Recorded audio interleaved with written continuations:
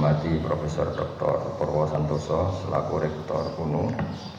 Di sini ada pernah mas-mas saya, ada Profesor Yani, ada Mas Aris, ada teman-teman, ada Pak Mustafid, semua yang saya hormati.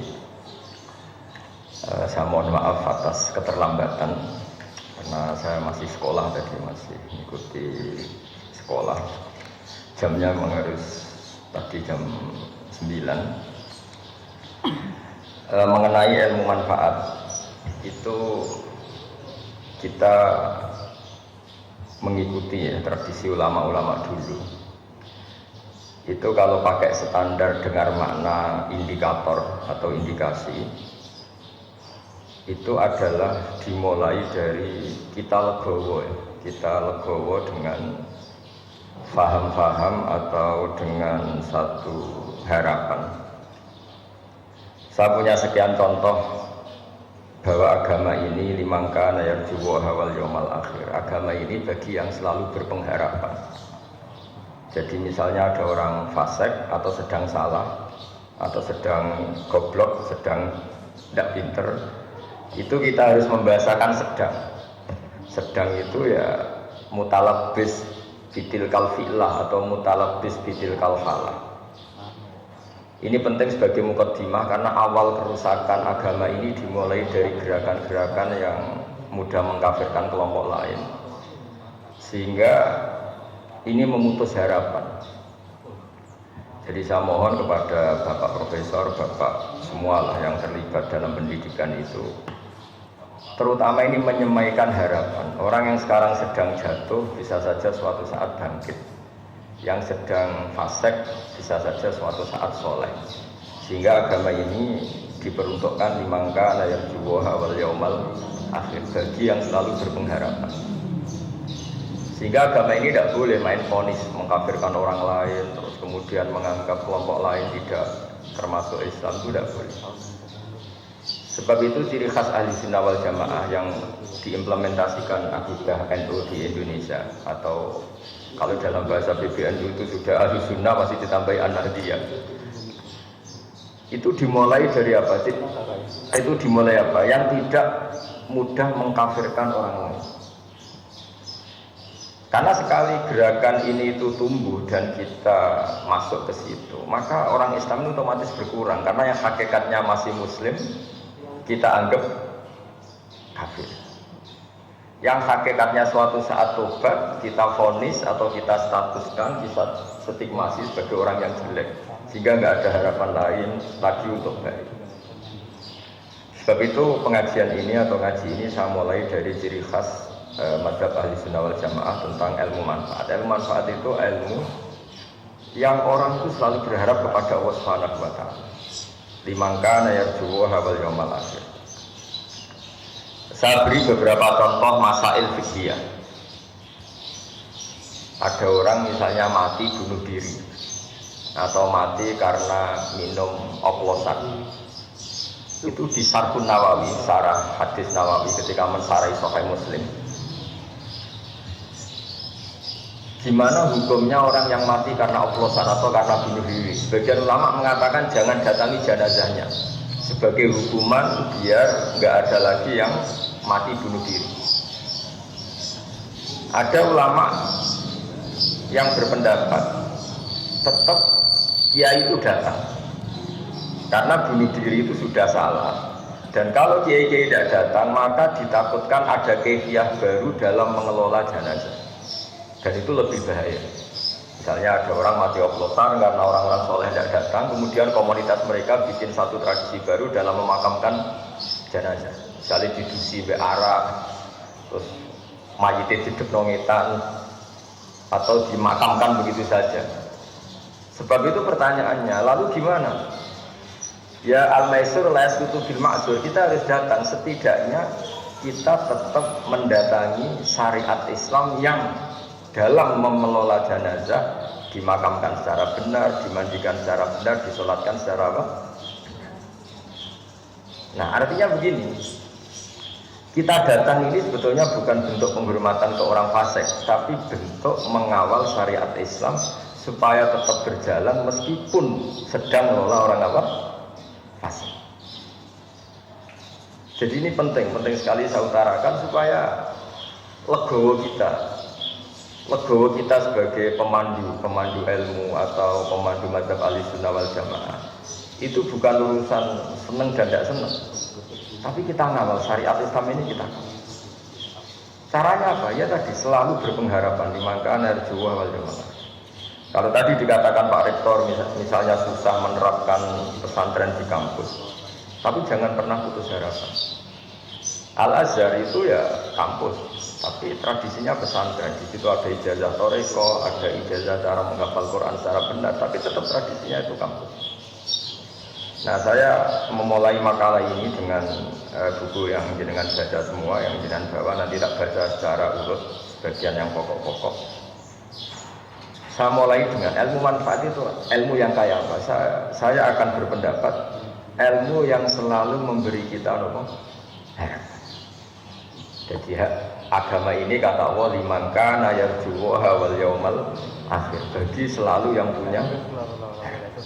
Ketika Sayyidina Umar ditanya ibadah paling baik itu gimana? Intidharul farad, selalu menunggu harapan, menunggu suatu saat ada kebaikan, ada hari yang lebih baik.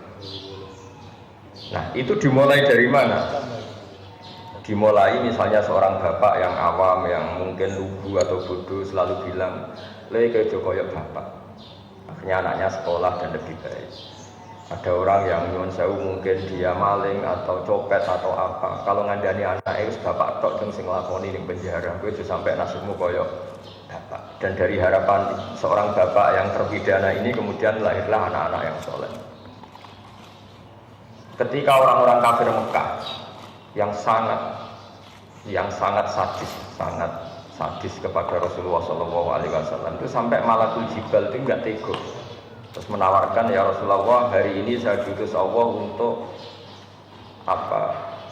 Untuk menghancurkan orang-orang Mekah yang mengusir engkau, yang menyakiti engkau.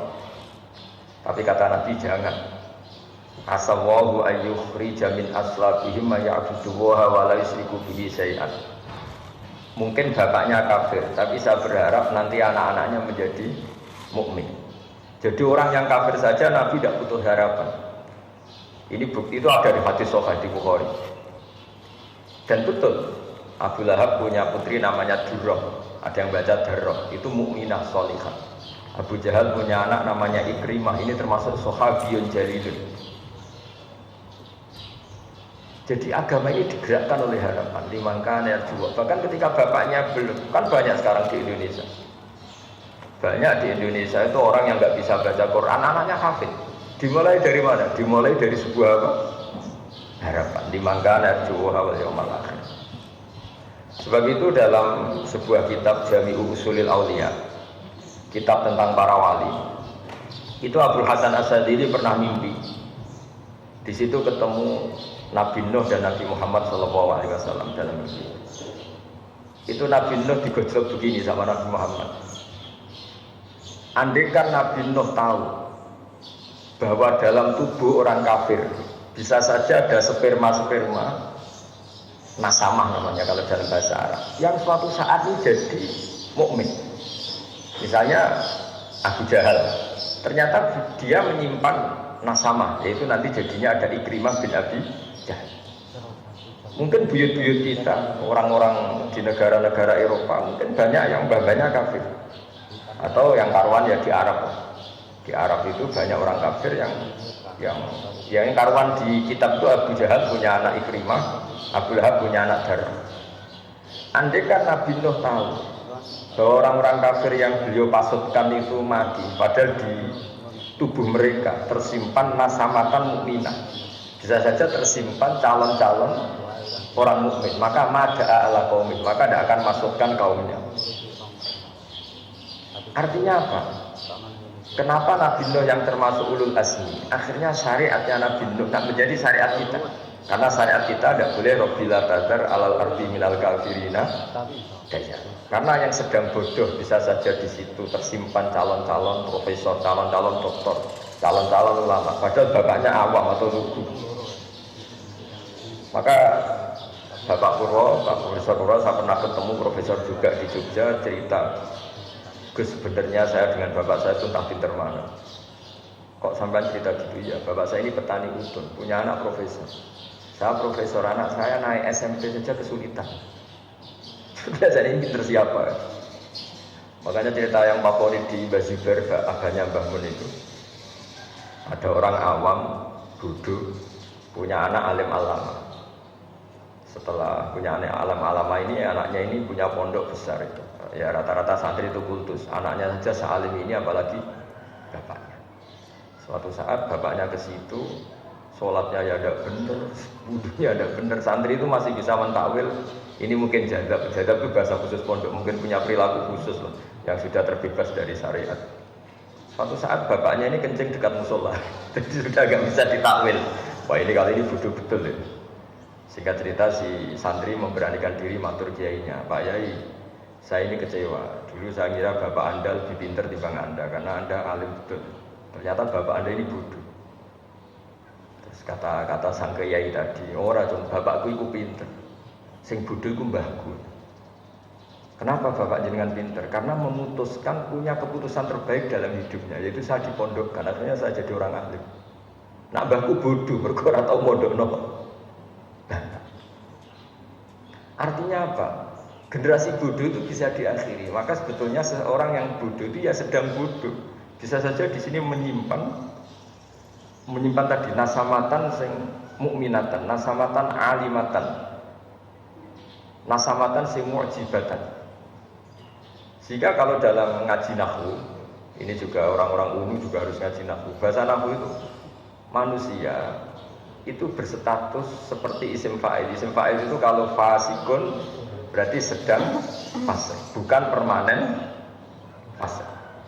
Seperti kita misalnya mungkin kita sholikun, ya sebetulnya sedang soleh, bisa saja kita su'ul khotimah, sehingga tetap disuruh berdoa ya muqallibal qulub tsabbit qalbi ala dinik. Lalu gerakan-gerakan ekstremis itu tidak mau belajar seperti ini. Kayak apa dulu Abi Sufyan musuhi Kanjeng Nabi, tapi akhirnya mukmin. Semua perang orang kafir itu dipimpin Abi Sufyan. Dulu ketika Nabi orang Islam kalah di perang Uhud, panglimanya orang kafir itu Wahsy, Khalid bin Walid. Tapi akhirnya Khalid bin Walid masuk Islam. Orang yang paling biadab di perang Uhud itu Wahsy, yaitu yang membunuh Sayyid Hamzah, juga akhirnya Islam. Maka ilmu nahwu itu penting, berarti fasikun ya terjemahannya sebetulnya sedang fase, bukan berstatus fase, bukan berstatus permanen fase. Sehingga itu dipelajari oleh ulama-ulama. Kenapa? Karena dengan cara seperti itu ada harapan.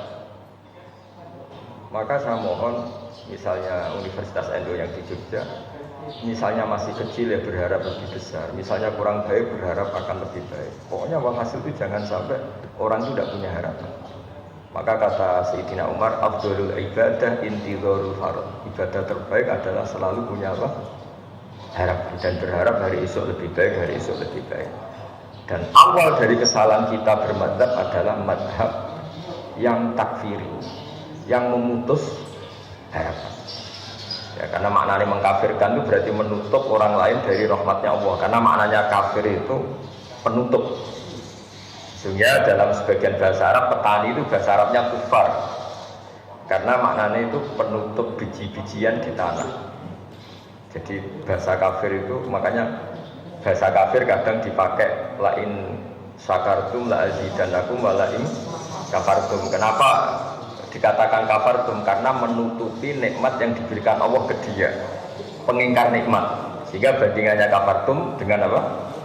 Syakartum. Nabi Sulaiman juga pernah bilang, hada min fadli rabbi liyabluwani a'askuru apa. Jadi punya bahasa kafir itu tidak mesti seru keluar dari Islam itu tidak.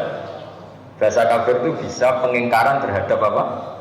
Nikmat atau pengingkaran terhadap anugerah Allah juga disebut kafir. Karena bandingannya itu syukur sama apa? Kufur. Nah kadang perbandingan itu ekstrim, yaitu mukmin dan kafir. Nah ngaji ini memang saya mulai dengan rumus yang agak jelimet, tapi ini akan menjadi panduan untuk Nahdlatul Ulama, juga untuk para akademisi di kampus, bahwa semuanya itu dimulai dari harapan. Dulu kita dijajah Belanda 350 tahun. Dan masyarakat kita zaman itu sangat terbelakang. Wong penjajah itu buruk, sudah buruk, kafir. Orang-orang tua kita nyeluk Belanda itu dorong. Wong penjajah berdugang dorong. Mungkin andaikan saat itu ada pakar sudah putus asa. Bagaimana bisa menggerakkan masyarakat yang saking bodohnya itu penjajah dipanggil dorong. Kayak apa susahnya pas itu? Kita ini bisa menggerakkan masyarakat tuh kalau punya kesadaran melawan. Kok kesadaran melawan? Nganggep penjajah ini tuannya, majikannya. Kamu bisa mendidik orang melakukan perlawanan dengan cara berpikir seperti itu. Kayak apa? Tapi para pejuang kita, para ulama kita, para kiai kita tidak berhenti ada saja celah untuk mendidik mereka supaya mau melakukan perlawanan. Padahal saking lucunya, wong penjajah kok diundang dong. Duh, kayak apa? Susahnya apa? Tapi barokahnya punya harapan bergerak, kemudian akhirnya kita jadi merdeka. Orang-orang desa yang jadi buruh, gara-gara jadi buruh lama, roh enake wong sugih, duwe akeh, rumahnya AC nan kulkasan. Terus punya harapan, muga-muga anakku ora kaya aku. Periode anak sudah jadi orang yang tidak buruh. Banyak orang yang buta huruf periode anak cucu sudah hafal Quran. Banyak orang yang nggak tamat SD periode anak sudah dosen. Makanya PR kita setelah kita jadi anaknya orang awam, jadi dosen, jadi doktor. Apa kita setelah jadi doktor bisa lebih baik? Nah ini PR. Jadi ilmu manfaat itu dimulai dari cara berpikir, itu selalu punya. Makanya kalau dalam balaghah, di balaghah pesantren, kenapa Nabi Adam itu ditobati Allah? Padahal salahnya sama-sama salah. Iblis ya salah, melanggar perintah Allah. Adam juga salah, melanggar perintah Allah. Karena Nabi Adam itu bukan salah permanen, tapi sedang salah. Yaitu Allah membahasakan wa aso adamu rabbahu fahuwa. Jadi kalau dalam bahasa Arab itu ada bahasa status, ada bahasa sedang. Misalnya begini, saya ini kan tidak penjahit. Seorang lagi, saya ini tidak penjahit. Terus pas Pak Rektor main ke rumah saya pas jahit sarung. Itu mesti bahasanya ra'aituhu yaqutu sauban atau ra'aituhu khata sauban. Saya melihat Gus Bahak sedang menjahit. Sedang menjahit ya sudah sedang menjahit, tapi saya tetap tidak penjahit. Adam itu hanya dibahasakan Allah wa aso adamu rabbahu fahuwa. Itu sama dengan bahasa khata fulanun at-tauba. Ada orang menjahit baju. Ya sudah menjahit saja, tapi tidak penjahit. Jadi tidak boleh kamu bahasakan Adam itu pendosa, tapi sedang dosa. Nah, ilmu-ilmu seperti ini mulai hilang karena orang itu lebih menganalisis, nuruti pikirannya, khayalnya daripada mengikuti kaidah. Padahal kalau dalam kaidah seperti yang saya utarakan tadi, bahasa fasik itu isim fa'il itu zamannya itu hal sama istiqbal. Kalau hal itu sekarang, berarti sekarang sedang fasik. Orang itu sekarang sedang kafir. Tapi mana sih? Kita tidak pernah tahu kaifa akibatnya, nanti akibatnya kayak apa. Kayak apa kita perang Uhud, bencinya kita sama Wahsy karena membunuh Sayyid Hamzah, bencinya kita sama Khalid bin Walid karena dia panglima perang orang kafir. Tapi apa yang terjadi? Khalid bin Walid akhirnya masuk Islam. Wahsy atau sama. Mungkin sebagian mahasiswa, ini juga sekaligus sambut mahasiswa baru, mungkin sebagian mahasiswa kecewa punya bapak yang lugu, yang awam, mungkin yang jualan pentol, mungkin yang apa. Tapi justru itu menginspirasi anak-anak untuk tidak punya nasib kayak bapaknya. Sementara kadang yang kita anaknya orang mapan, justru inginnya nuntut yang bersifat materi. Jadi akhirnya apa? Setelah yang anaknya orang awam, anaknya orang lugu ini jadi orang, nanti jadi kebanggaan. Saya ini anaknya orang biasa bisa jadi dekan. Tapi yang menggerakkan itu apa? Yaitu harapan. Makanya ciri khas madzhab Ahlussunnah wal Jamaah adalah tidak boleh mengkafirkan orang lain, karena dengan itu berarti Anda memutuskan hubungan Allah dan hambanya. Gak boleh. Anak saja nggak boleh dipisahkan dari orang tuanya. Nggak boleh kamu menjual pedet atau anak sapi terpisah dari indukannya yang masih menyusu. Apalagi ini at-tafriq bainal abdi wa rabbi. Kebutuhan dasar seorang manusia adalah berhubungan dengan Tuhannya. Lalu orang ini kita putus hubungannya dengan apa? Tuhan. Dan begitu seterusnya. Sehingga tadi Nabi, meskipun yang menyakiti Nabi ini orang-orang kafir yang sangat biadab, ketika mau dihabisi sama malaikatul jibal, itu Nabi masih ngendikan bal arju ayyukhrijawahu min aslabihim may ya'budullaha wa la yusyriku bihi syai'an. Jadi ini yang sedang kafir saja Nabi tidak berhenti berpengharap. Saya sering ketemu bapak-bapak itu cerita ke saya. Gus dulu itu tidak puasa gara-gara anaknya ikut program Iqra atau Qiraati atau yang bu'al, pokoknya ikut TPA. Itu anaknya puasa masih kecil. Karena masih kecil puasa itu digendong. Lama-lama bapaknya ini malu, anakku itu poso, akhirnya ikut poso.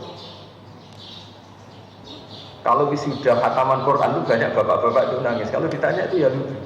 Beliau-beliau ini kadang nggak bisa baca Quran, anaknya bisa hafid. Wisuda kampus juga sama. Kadang bapaknya nyuruh saya wis pacaane gak parlentes, kowe tok duwe iso. Anaknya kadang kumplot. Coba kalau kita melihat orang awam langsung tidak berpengharapan, maka generasi berikutnya akan hilang. Karena kita memutus apa? Makanya agama ini bagi siapa? Limangkana yarjuwaha wal yaumal akhir. Agama ini bagi siapa yang selalu punya. Indonesia pernah gak merdeka, pernah ada gestok, pernah ada apa saja, dan sekarang baik-baik saja. Sekarang juga ada masalah pandemi, masalah apa. Tapi kita selalu berharap akan baik-baik saja. Karena agama ini limangkana yarjuwaha wal yaumal akhir.